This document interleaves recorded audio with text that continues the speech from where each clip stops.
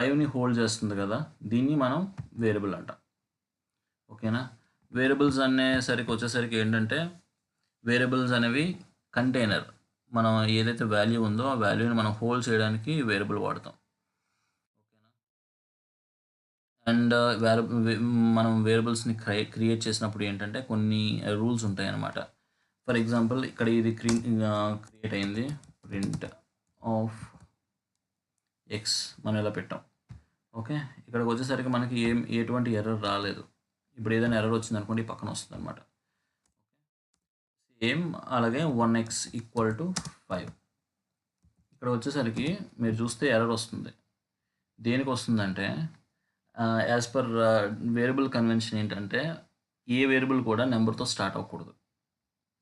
So అది నెంబర్తో start అవుతే అది ఈ ఎర్రర్ కింద కన్సిడర్ చేస్తుంది అనమాట. సో ఇక్కడ మీరు చూసుకుంటే